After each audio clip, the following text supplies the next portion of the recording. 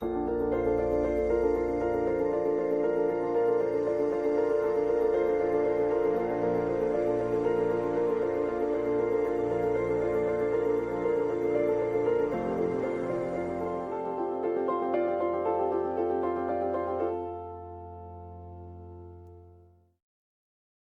everybody, and welcome back to A Foggy Day on Olympus, where we take an Olympian judgment from the same viewpoint as the Greek gods had they existed, and it's foggy. But we do the best that we can within those constraints, and today we are into the third episode in our series on Why the Rest Hates the West. My name is Mike Pierce. And my name is Coel Campo, and today our topic is going to be around human rights. Is it just an 18th century word game? Which comes from a chapter in your book, as you mentioned, Why the Rest Hates the West. Yeah, this has to be the most controversial chapter in the entire book, I realise. And the book as a whole is not exactly, like not spoiling for a fight or anything. So yeah, this is the chapter where, like a skinhead, I leap on across the tables with a broken bottle in hand and say, "Come on, if you think you're hard enough." Yes. So yes, this is I realise a fairly controversial point, but seriously, we really do strongly recommend viewers to look at the first two episodes of this series so they can see where this conversation is coming in. It's not simply a topic chosen out of thin air, so to speak. Right. We're looking at the reasons why the Western view of the world, which seems to make common sense to Westerners themselves, looks so alien from outside the West, and why it is often considered threatening. This goes back to one of those things that you mentioned, the common sense, I think, that Westerners tend to believe is common to everybody, but it's not necessarily. It's really just a Western perspective that we hold to very strongly. And that's true, actually, of most cultures. There are a few things that are common sense. If you drop something, it's going to fall to the ground. And there's going to be a few other things. But loads of things that we call common sense are simply deeply entrenched ideas within our particular kind of society. And human rights has reached that stage within the West a while ago now. Yeah, even though the history of human rights doesn't go back that far. Well, no, it doesn't. It doesn't.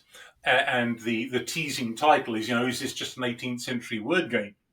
I want to go so far as to suggest that human rights don't actually exist, that they are simply an 18th century word game, and that they serve to obfuscate our moral discussion. And in the long run, not in the short run, this was not their intention, but in the long run, they have made us the self-obsessed individuals that we are, who very often are most self-righteous at the very moment, precisely at the moment when we are being most selfish. But we'll get to that point in a little bit, I think. How did this idea arise? Well, I would point to the extremely nasty wars of religion that were one of the effects of the Reformation inside the West in the 16th and 17th centuries. This led to a number of states defecting from the Catholic Church and embracing one variety or another of Protestantism, mostly Lutheranism or Calvinism in continental Europe, and then the weird hybrid creature that is the Church of England within England. And this led to religious conflicts, which actually England managed to stay out of, but it was convulsed by its own internal conflicts over not entirely unrelated issues in the 17th century that we call the English Civil War, or more strictly speaking, civil wars. There were three of them within a short space of time, all producing the same result. But in continental Europe, the process was much more drawn out, and the last and the worst, easily the worst of the lot, was what we call the 30 Years' War from 1618 to 48. Now, here's the historian talking. Things are more complicated than that. Yes, they weren't simply about religion. It is easily arguable that they were about great power politics, with religion used, not even consistently, as cover. So, for example, in the later stages, Catholic France fought on the side of the Protestant states for reasons we're not going to go into now. But at the end of it, many people felt that we have to find some other basis for living in peace. And this is the beginning of a period of rationalism, in any case, the rise of rationalism that we call the Enlightenment, particularly in the 18th century. I'm very uneasy about that term enlightenment, as you know. And people were casting around for a non-religious basis for morality to keep social order. Were they entirely wrong to want a different basis for government if it's true that, religion really was the source for so much bloodshed, honestly? Maybe it wasn't such a bad idea, this sort of movement away from that. Yes, I don't disagree. The little Anabaptist in me, aside for our readers who may not know what that is, Anabaptism is basically the heresy that the church consists of Christians. Sorry, that's a piece of snark. Basically, it's it's for people who are actually convinced and converted. It is not a basis for running society, which unfortunately, since the late 4th, early 5th century, it had become. Right. The long-term result of that, because that had been going on for more than 1,000 years by the time we even get to the Reformation, right, is that most people couldn't even imagine any other basis for social order. And so when there's a division about what that church should look like, that causes the most desperate conflicts. Moderns make a mistake when they simply look back and say, oh, these people were incredibly religiously intolerant. Yes, they were, but there was no possibility in their minds of separating religion out from ways of looking at society as a whole, rather as in the Muslim world today, right? Although the Muslim world is not distorting Islam when it looks at things that way, whereas this was a gross distortion of what Christianity had been set up to be. Yes, so it certainly did cause a whole lot of trauma.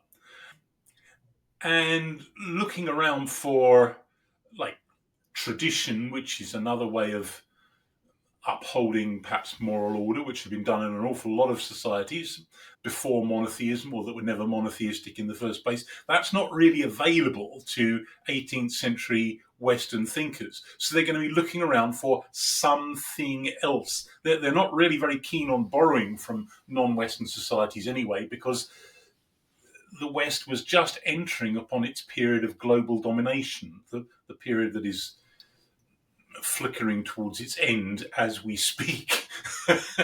Right? So their tendency was to look down on other societies. And in any case, where those other societies simply upheld other religious codes, the thinkers of the Enlightenment didn't want that. So they light upon something which simply exists within the human realm, and that something is human rights.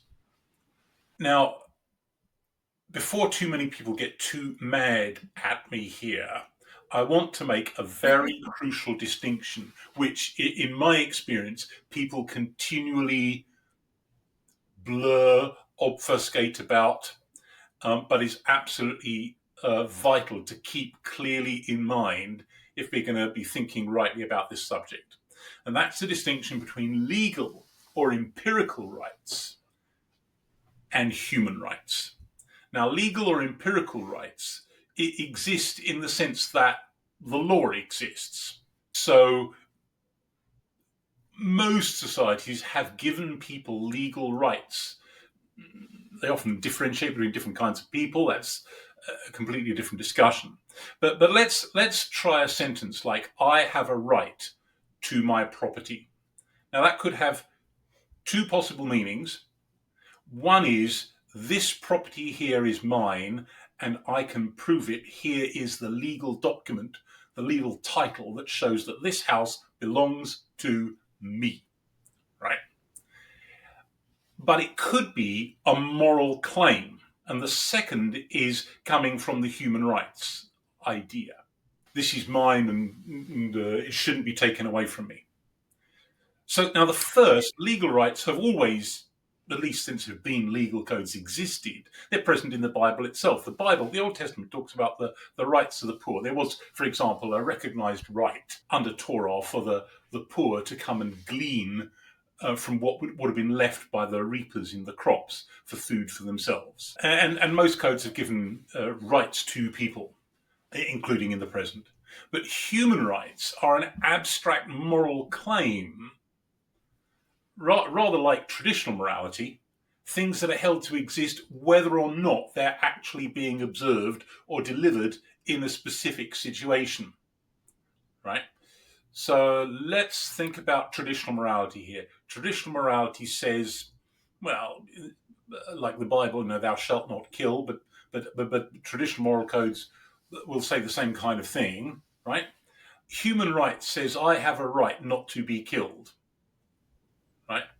Now, both of those exist in the sense that perhaps they're being transgressed at this moment. Maybe I'm strangling you right now. Oh no, that's Andy Bannister. In a sense, yes. That's Andy Yeah. Bannister. I'm going to strangle him, right? Okay, so we would be transgressing traditional moral codes, or to put it the other way around, his human right not to be strangled would be being transgressed. But nevertheless, the people who believe either in traditional moral codes, you must not do this, or human rights, they will believe that these things exist, regardless of whether or not they're being observed in a particular instance. Now, you can, I would concede absolutely, you can legitimately argue that citizens ought to be given the legal right to X without yielding the point that human rights exist. It seems to me that it's almost like legal rights are sort of in the sense of a broader sense of justice, whereas human rights are a much more individualistic focus. That's certainly true in the present. That's certainly true in the present. But in the 18th century, where the human rights begin, they are much more concerned with the state of the law and political structures. Let's think of an intermediate case between the kind of petulant stuff that we hear now and the slightly more rarefied stuff, or considerably more rarefied stuff we find in the 18th century. Let's dive into, 19th, early mid-20th century talk. Let's say that in human rights language that children have a right to an education. Okay, that might sound perfectly reasonable if the country is Germany or America or Britain, but let's suppose it's Mali. The resources to deliver it don't exist, right? They're simply not there. Right. The people, the money, the children are needed to work to prevent themselves and their families from starving. So what does that mean? Right? It might be extremely desirable. In fact, I would contend, obviously, that it is extremely desirable that they get an education, but it's not as desirable as that they keep eating today and tomorrow and the day after. Right? So the point that I'm making is that traditional morality, which says, do this, don't do that, you ought not, stays in the realm of the reasonable and what is possible. Right? Whereas human rights is absolutist and arbitrary at the same time. Arbitrary because they keep on being extended once one starts to think in this direction. Okay, so we've made that distinction. I elaborate on this a little in chapter 3 of Why the Rest. So, with the massive social advances in health and education and the widespread political emancipation that were witnessed in the most advanced industrial economies during the 19th century, the way was cleared for talk about rights to become increasingly blurred. Once each new legal right had been in place for a generation or more, so that it seemed to be part of the natural order of things, like, say, going to school, right? It was easy to speak of it as a right in the looser moral sense, the human rights sense. In the late 20th century, it was perfectly possible to speak of having a right to education in a manner which implied a moral rather than empirical or legal meaning, without being derided for a fool. That sentence is designed to shake readers up, because I want to say it is actually a foolish way to talk. Right? For what reason? Well, Marley. Well, before the end of the 20th century, any number of items on personal or group wish lists could be described as rights without any sense of irony or absurdity. The transition was complete. And I think I give the example somewhere in the book of the petulant 15-year-old girl stomping her pretty little ankle at her mother in the kitchen, saying, "I have a right to do what I want. You can't stop me." Right? And all that is, and this is another of my fine phrases from the chapter, is, I have a right to, is basically I want dressed up in a tuxedo and passing itself off as a moral claim. Yes. I do not, of course, insist that that's what's going on in the 18th century, but it's kind of a trajectory that is inevitably followed. Okay, so the nature of human rights discourse, it reverses the direction of moral traction inherent in all previous moral discourses, from you ought or ought not to you have a right to. Now, and that's the individualism you were talking about a moment ago, right? Right. And it eschews any authority, whether metaphysical or from tradition, outside of the human present. And it necessarily relies upon passive verbs, a point we'll come back to in a minute, and reduces, especially over time, which is what counts, any sense of personal obligation.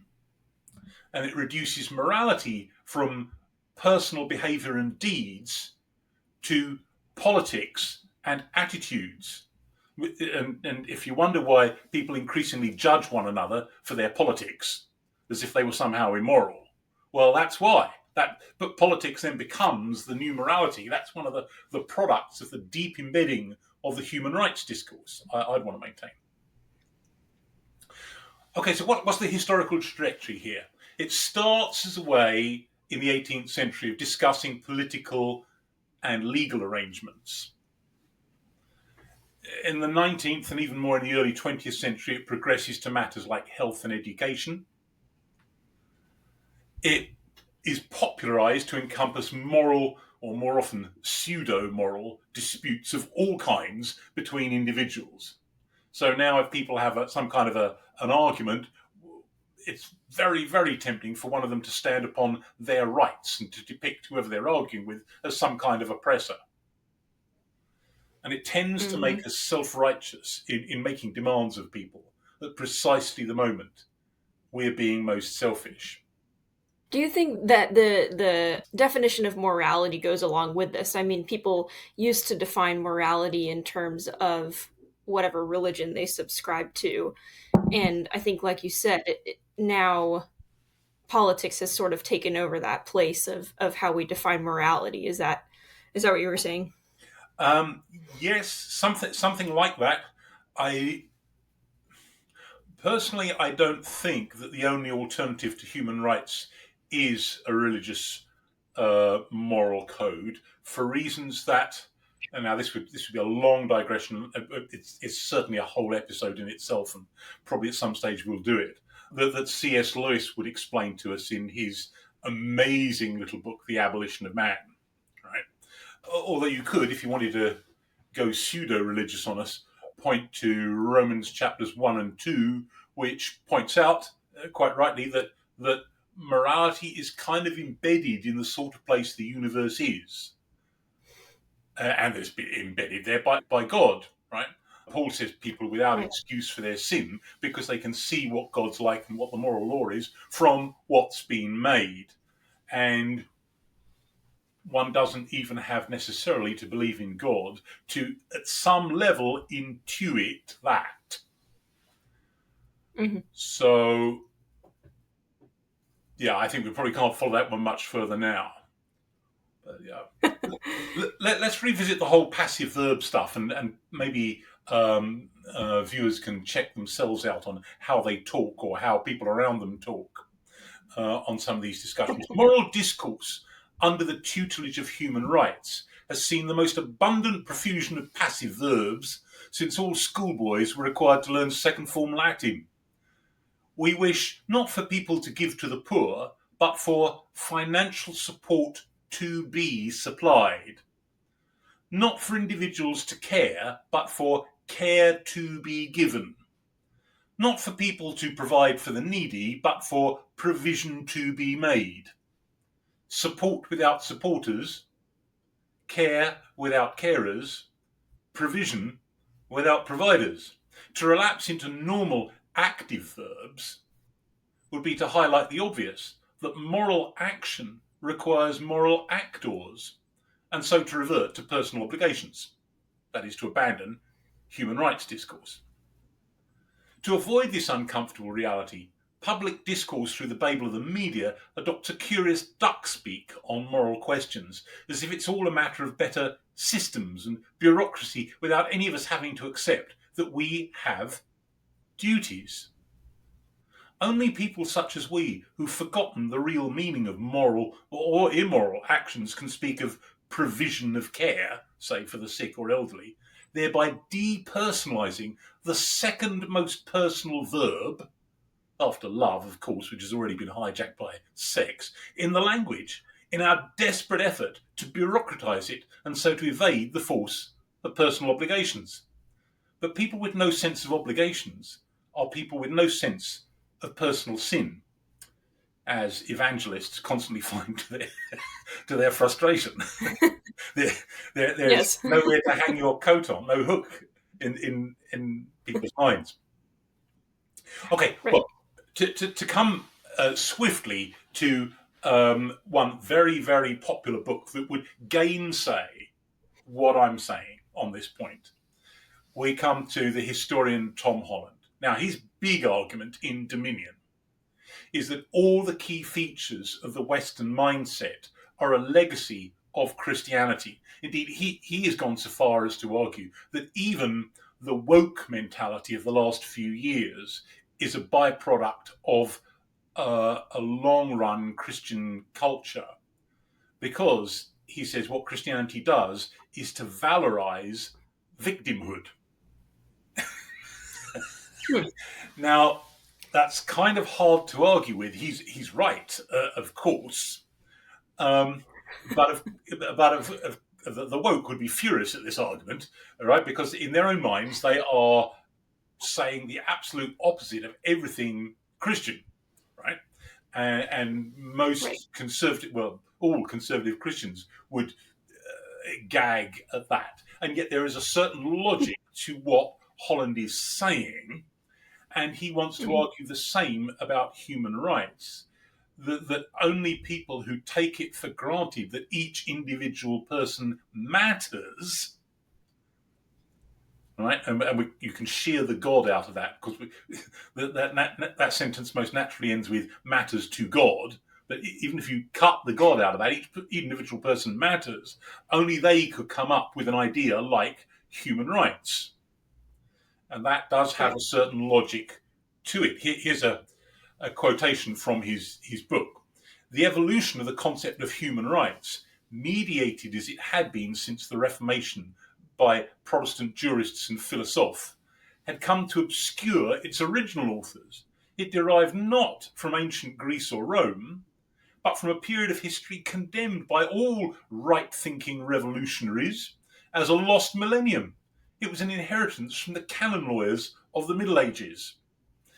Now, Holland is a famous historian, but I would want to take up cudgels with him on that point.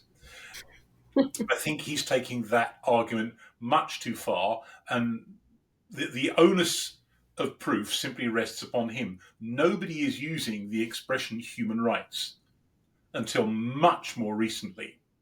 And to argue as he does requires quite a bit of eisegesis into pre-18th century texts.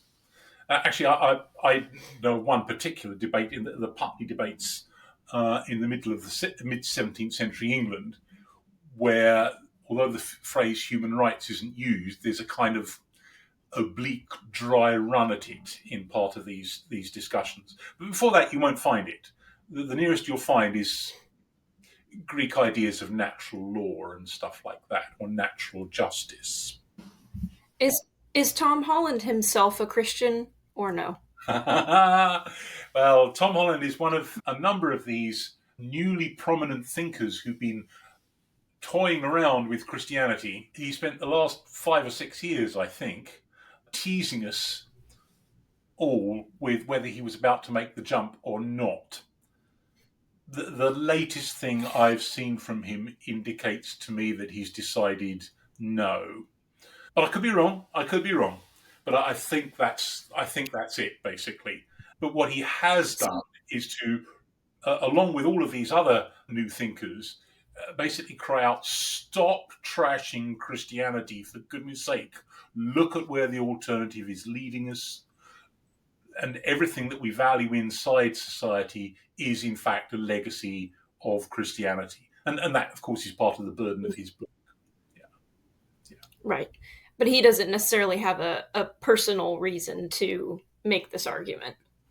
No, I don't think so. But if you look at a much more obviously secular thinker like Lynn Hunt, she's a firm supporter of human rights, but nevertheless concedes that the idea is a modern invention. Her 2007 book, Inventing Human Rights, makes that absolutely plain, that it's a modern creation, and she herself admits that human rights is hardly unproblematic. The final chapter is called Why Human Rights Failed Only to Succeed in the Long Run. So I don't think the argument can be sustained that human rights go back before the 18th century, and attempts by some Christians to find them in the Bible are classic cases, in my view, of eisegesis. Anyway, we are excited today to have on this podcast our guest, Andy Bannister. Here's a picture of him. We'll show you the gruesome reality in a moment. He is an apologist with much to apologise for, as I would point out, and director of Solas Centre for Public Christianity, and somehow a PhD in Quranic studies. Now, Coel, were you unfortunate enough to have this man speaking in College Chapel while you were in Houghton? I'm afraid to say if he did, I don't remember it. Sorry, Andy. Yeah, you would certainly have forgotten it. Welcome, Andy.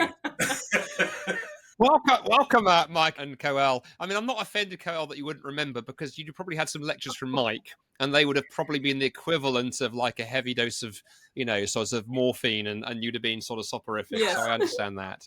And then I'm not going to reply in kind. I mean, Mike, when I was, Mike taught me when I was on the School of Theology. He taught me everything he knows. It took about 5 minutes, but it was some good stuff. There was some good stuff in there. So, no, Mike, it's great. You and I have been friends for sort of it's almost 20 years. It's over 20 years now, isn't it? And part of that friendship has consisted of being rude to one another. So, why stop? Why stop now? So anyway, great to be with you too. We better give a plug for your books. So one that came out last year. You better had, otherwise that was the deal, wasn't it? I think so. That you're free listeners. Right, okay. So last year we had How to Talk About Jesus Without Looking Like an Idiot. I'm not quite sure. Oh, look at that! He's even got a copy there. I'm not quite sure that you're qualified to write in the last. You've got a copy on the desk. And look, Mum, it's new. Yeah. So did you the multi-authored volume? Yes. Have you ever wondered? Yeah, which we're very excited about. We're excited about this one because, I'm an evangelist at heart, and this is really, we work very hard to make this accessible as a giveaway to friends who are thinking about faith or not even ready to think about faith. You're not hostile atheists, but people who are sort of just intrigued about the big questions of life. And I think they've 10 of those who did this 10 publishing. First print run was 8,000. They went through that in 3 months, and so they're frantically reprinting it. It's doing really, really kind of well, which excites me because what we wanted was a book that starts conversations around. I mean, some of the stuff you guys talk about now. Isn't your garage getting rather full now? Oh, no. I'm in a Finnish barbecue hut. Look.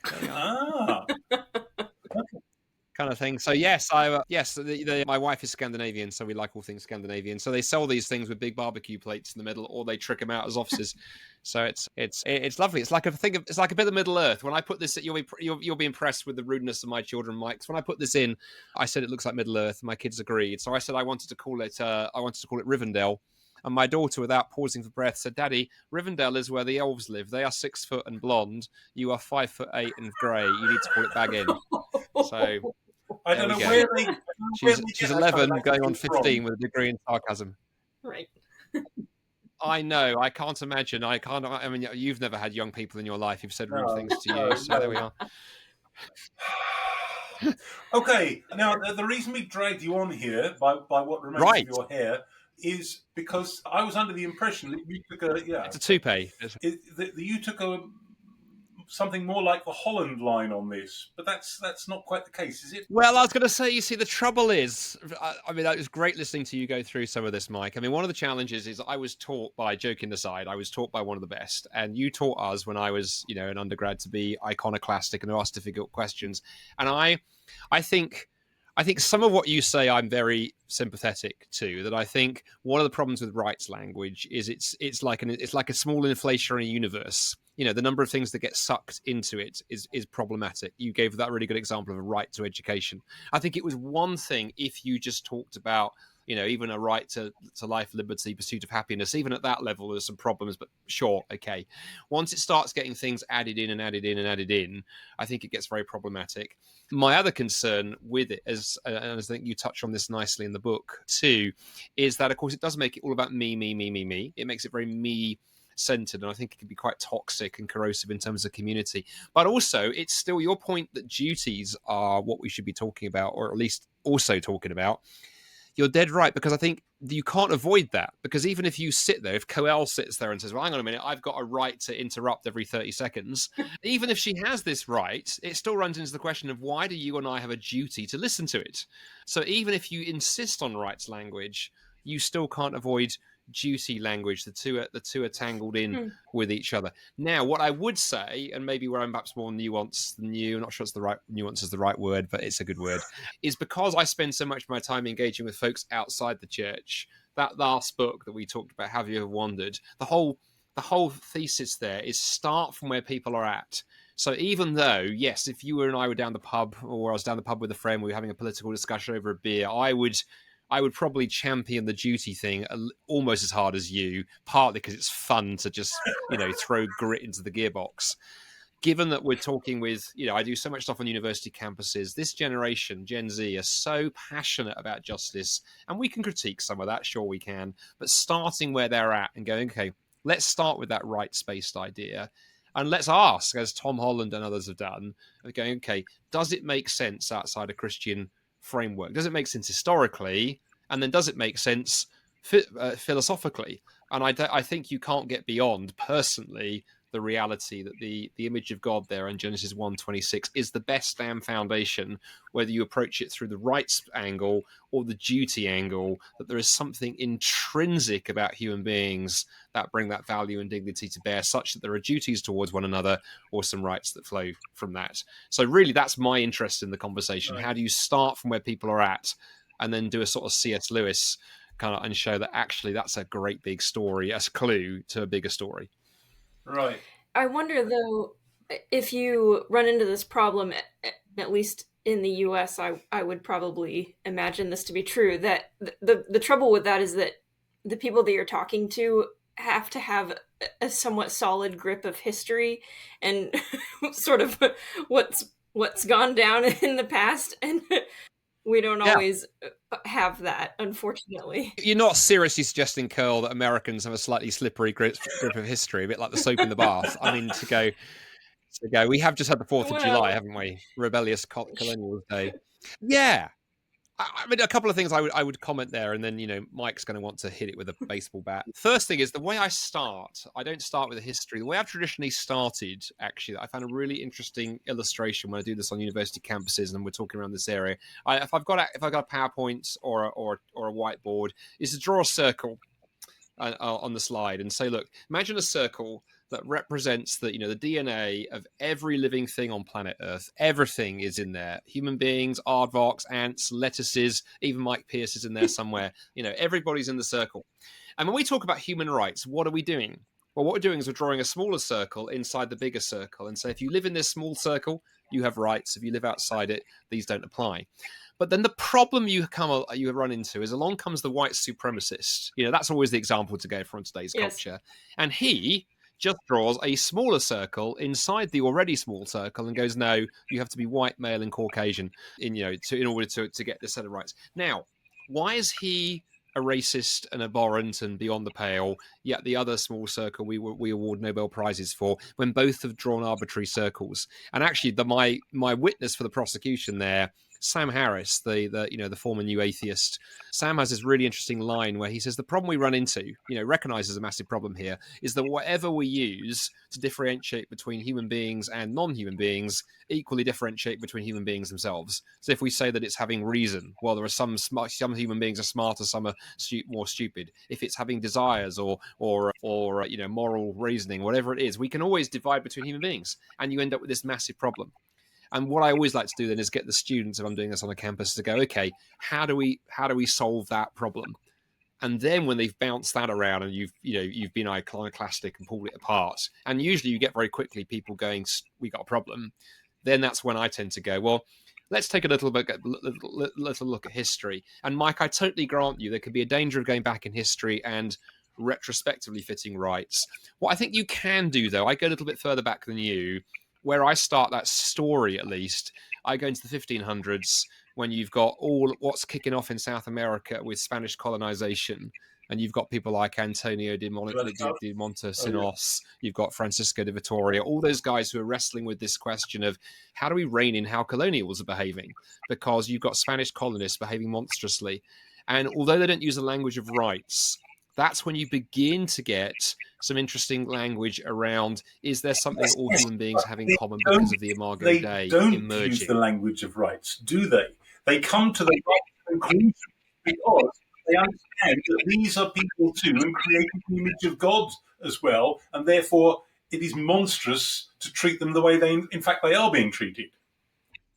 Now, I agree with you. From that flower, from that soil, has ended up with the Universal Declaration in 1948 and stuff. You can trace that back through, as you say, John Stuart Mill, you talk about in your book, Locke and others.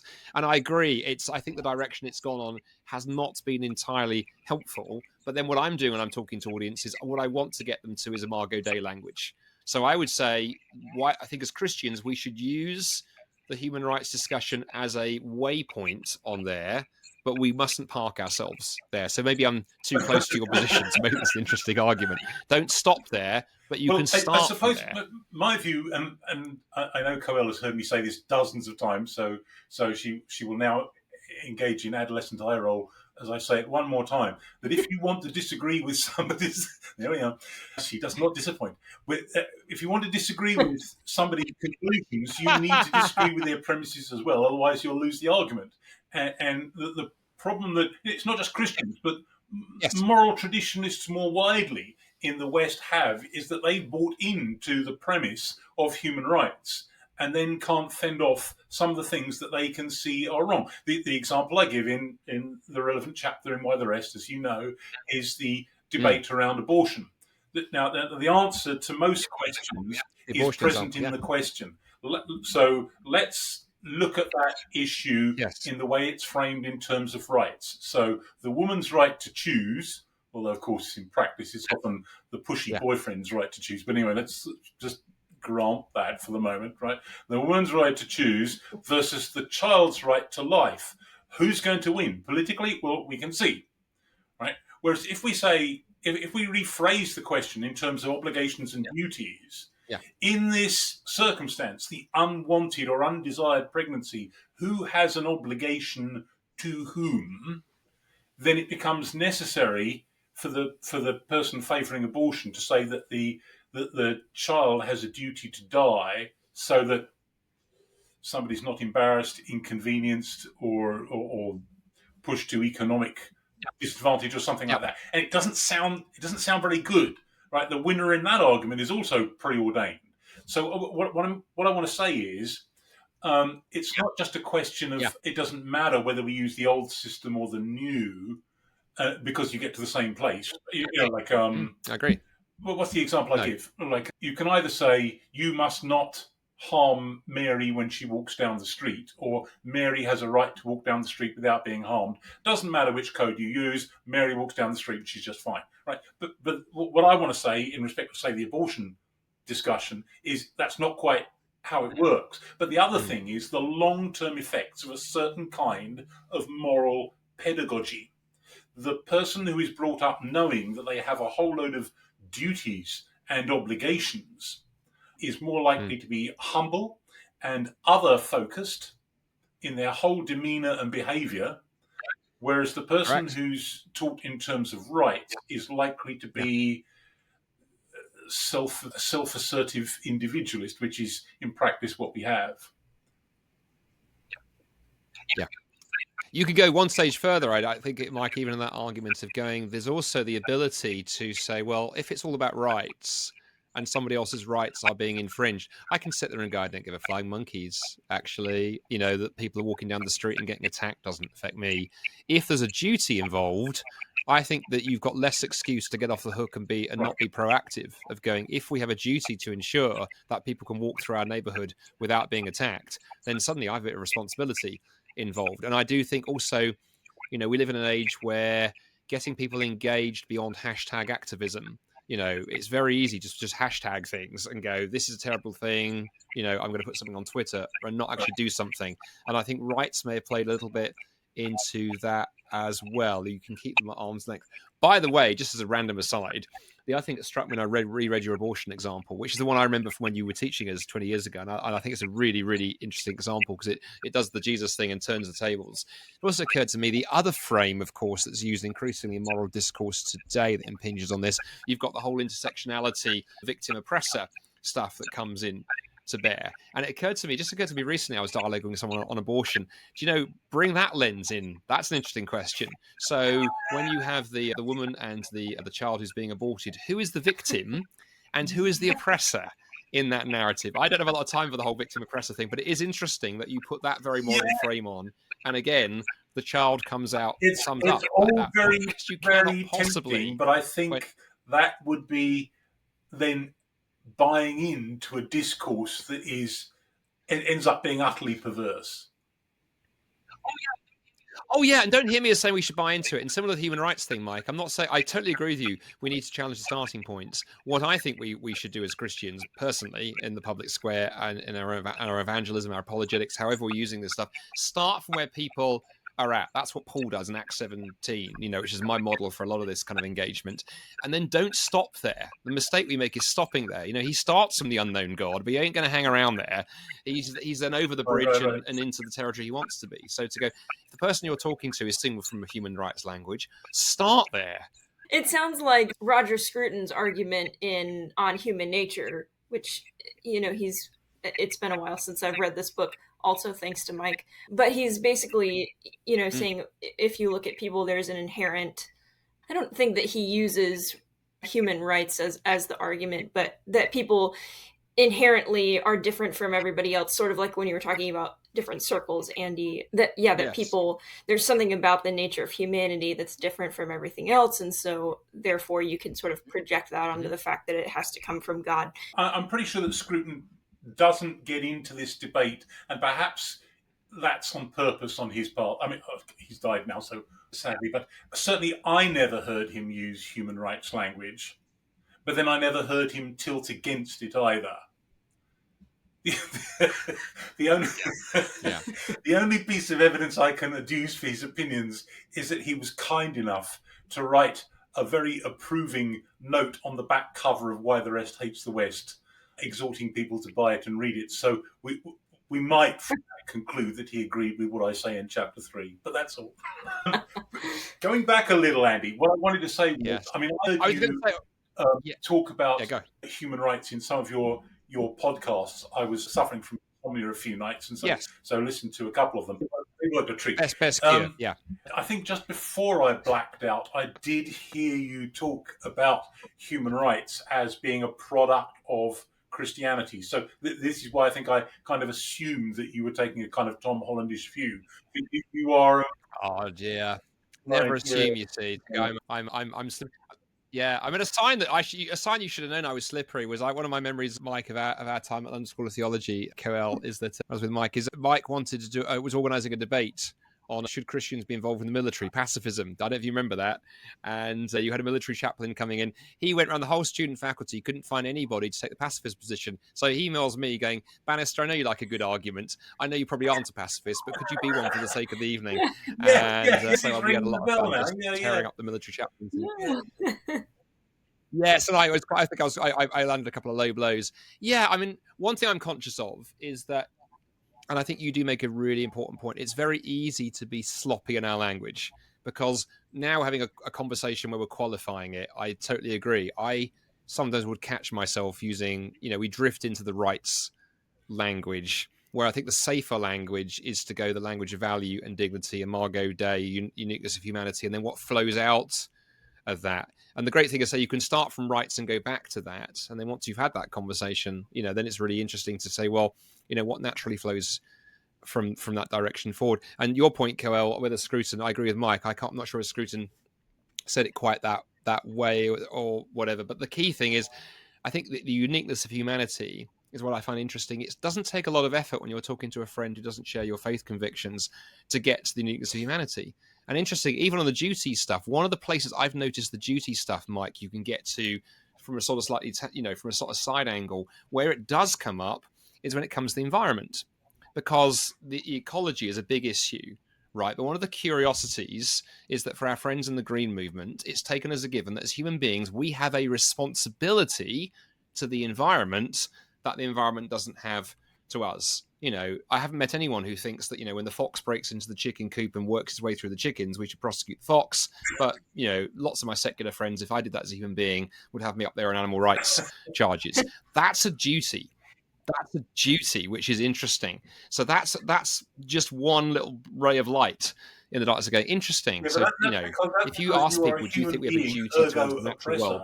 And the chickens are the oppressed.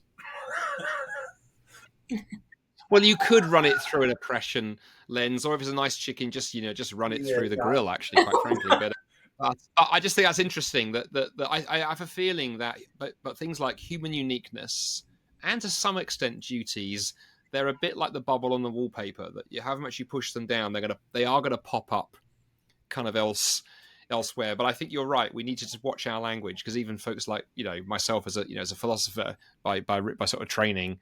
Originally we slip in. You suddenly realize you're borrowing the language of the people you're dialoguing with, and actually not asking questions. Yeah. So it's good to be.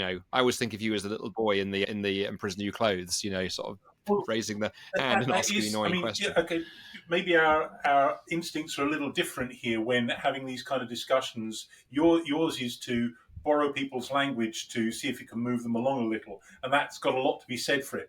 Mine is more to insert a whole load of doubt in people's minds about their fundamental presuppositions, with the intention that they will then be ready to listen to something else.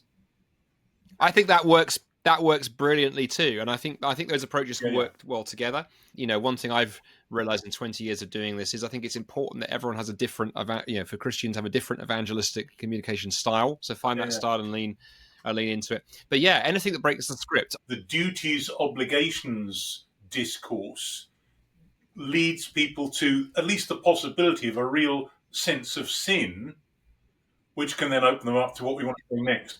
Yes. Whereas the human rights discourse leads them either to resentment or to completely misplaced self-loathing for what they are rather than for what they've done.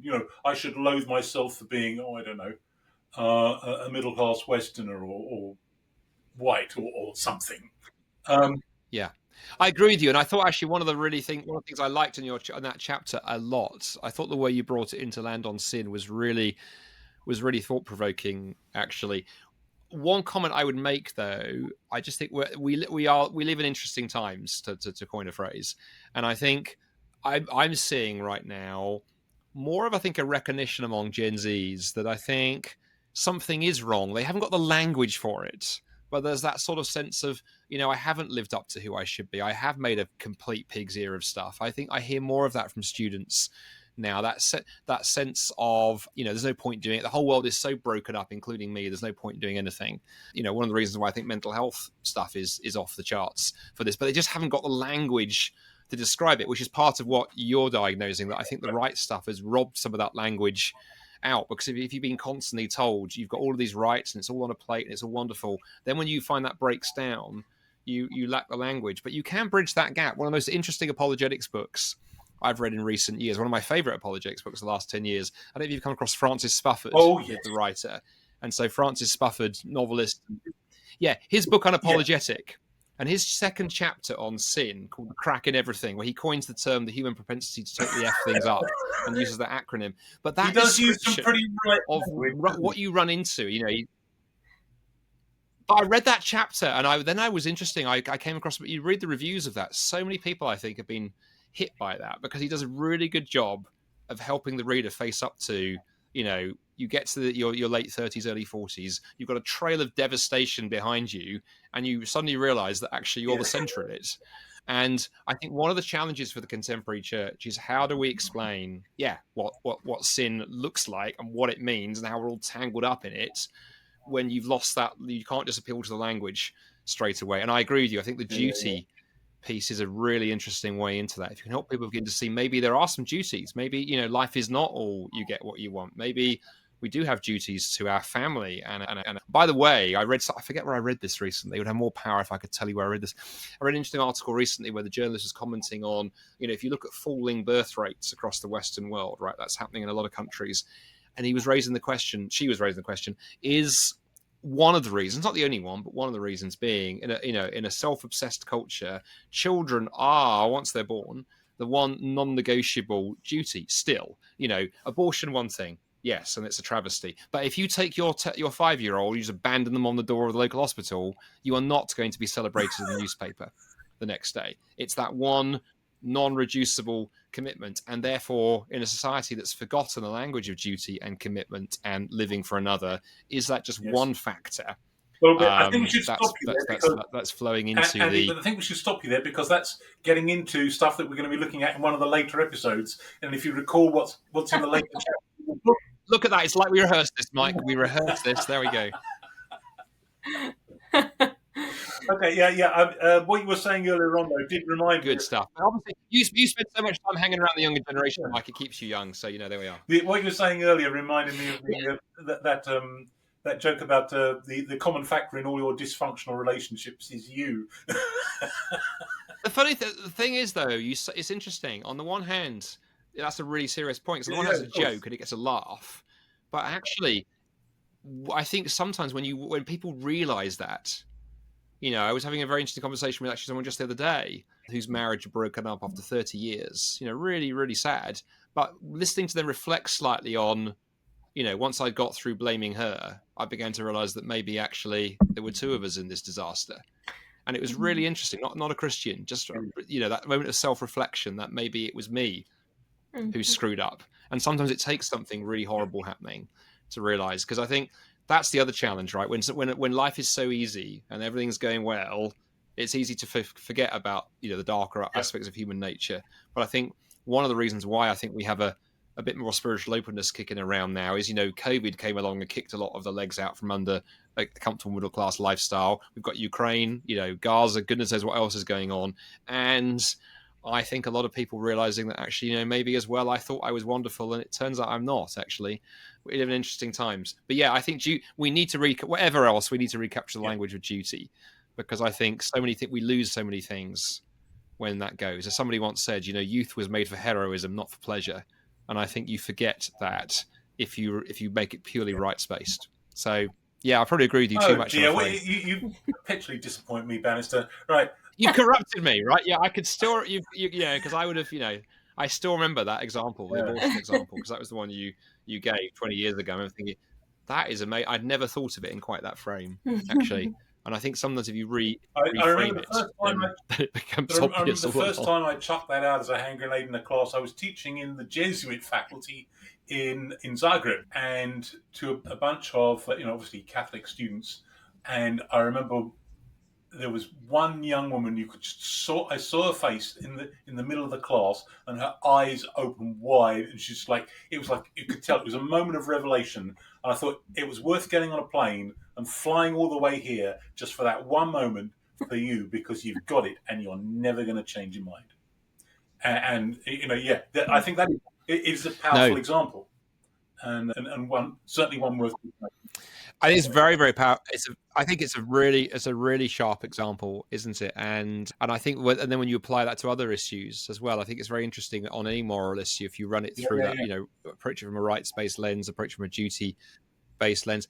Maybe we can go out on this question, how this discussion of human rights relates back to the point of our series, which is, what does this have to do with the rest of the world and the Western countries? Right. Well, I mean, the point I would make is that this idea, it certainly has penetrated the non-West, but only recently, last 50, 60 years, and generally only at the level of highly westernized individuals.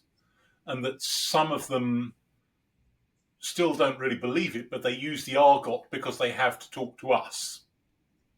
Right, so I'm talking here about the kind of, I don't know, somebody from Somalia or Abu Dhabi who deals with the United Nations or something, right? And some of them actually do believe it, but ordinary people don't. It's simply a totally alien argot that has nothing to do with their own thought patterns, which are still rooted completely in to who has a duty to whom. And how far do those duties extend, and what are they not? What are they forbidden to do, and that kind of thing. They're still thinking in terms of traditional language, and they are quite right in making a mental connection between our very distinctive, rather odd language and our completely atomized society, and, as they see it, immoral or even amoral behavior. I mean, gosh, so many things I could say in reflection to that, Mike. I mean, I think the inconsistency piece is interesting too. That again, whatever you make of the human rights thing, I think one of the things that a lot of my friends who are non-Westerners would sort of point to is the sheer hypocrisy. And a good example I often use with sort of Gen Z audiences are going, who here believes in human rights? Every hand goes up. Oh, okay, who here's got a smartphone? Where was it made? Probably assembled in a slave labor factory in China. So to go, how deep does our commitment to these things go? So yeah, I mean, I think on your point about how deep those things go in non-Western context, I think we're in for a nasty surprise. I mean, look at the way that China is carrying on, vis-a-vis the Uyghurs and other sort of issues we might talk about. The idea that China has sort of imbibed Western human rights, is going to live by them, is wholly naive. Take the Chinese and Uyghur example, that it's a mistake to push back on this as human rights abuses. You merely sound like a rather prim 19th century schoolmarm, right? And what we need to say is, it is absolutely I think you're right. To treat people this way. It is a crime. And this way, and to say to those of us who are Westerners are going, you have a duty not to buy a product that has been made in those conditions. And by the way, once you move to duty language, of course, that makes it about me, not about the Chinese. Because while it's rights-based, I can sit there and go, well, I like my iPhone, so I'm going to buy one, actually, thank you. But the Chinese should sort their rights stuff out, rather than going, no, you've got a duty not to buy a product that damages the people who've assembled the darn thing. But the other thing I was going to say as well, a very brief thought, is I don't think it's original to him, but I heard Os Guinness, I think, borrow the phrase, talking about the way we think about humanity, whether it's in terms of rights or duty or value or dignity here in the West. He just described the West as a cut flower society. We've cut the root off in the secular West. And, when you cut a bunch of flowers, they'll last okay for a while. They'll look nice on the windowsill, but they won't last forever. And I think, one of the dangers in the West is that we think this society that we live in with this cherishing of human value and all these other things, we think that it's going to that way forever. But as you know, as a historian, this is a brief historical blip. And if we are not careful, if we don't really think hard and do the hard work to put those foundations in, I think we're in for a rude hard shock at some point. Well, I think this has been for me at least, an extremely entertaining episode, and I'm sure it will be well received.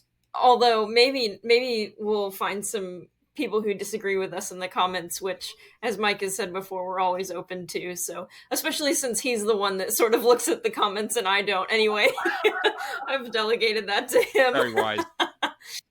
Yeah. It's his duty. So, it's his duty, Coel. Right. That's right. But Andy, we're extremely grateful for you coming on, and like I said, it's been really great to hear your thoughts on this. And I'm looking at some of your books, thinking maybe I should buy them, although I have no business buying more books. But oh, you can always don't spend money on food. Spend money on books. That's right. Okay, well, thank you very much, everybody, and we will see you again with a further episode in this series next week. Thanks once again to Andy, and yeah, thank you for tuning in, everybody. Bye now.